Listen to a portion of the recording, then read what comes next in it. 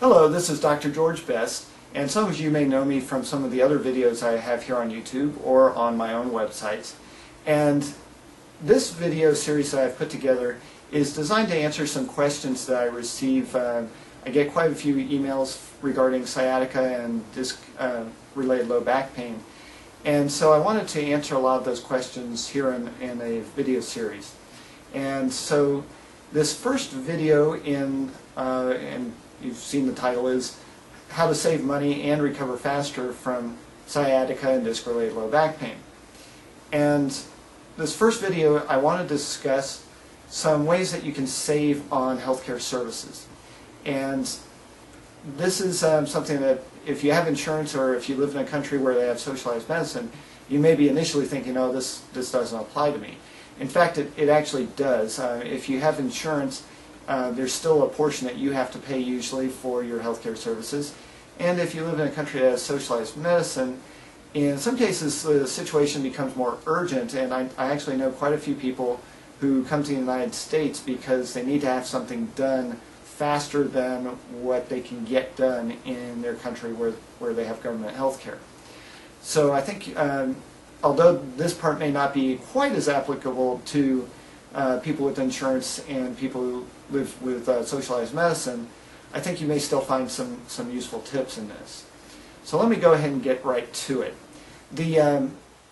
I'm going to use the example of an MRI, but the example actually applies to just about any type of health service, including doctor's office visits and that type of thing.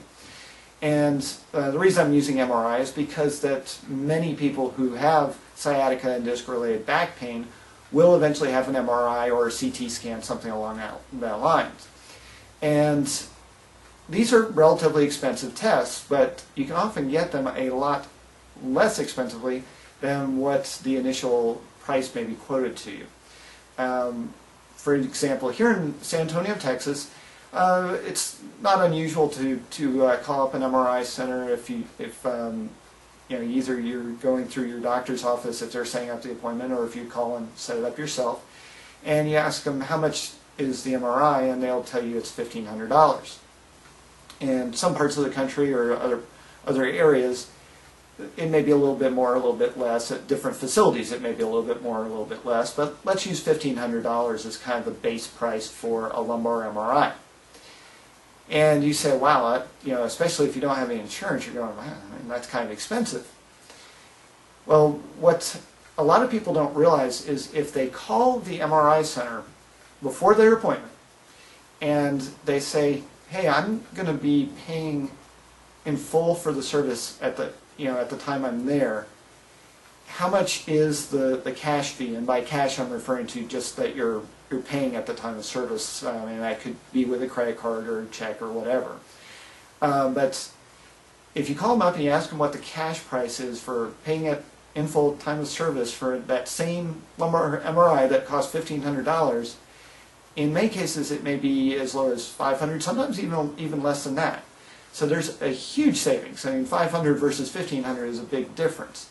And even for those of you who have insurance, this can be a way of saving a fair amount of money.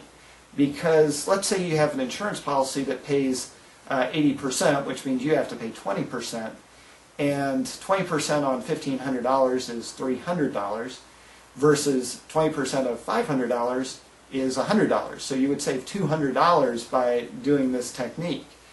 And people who have insurance may be wondering, well, how do I do that? I usually just go and hand them my insurance card and everything's taken care of, and then I get the bill after the fact, or sometimes they'll ask me for the copay, but I don't know how to do this.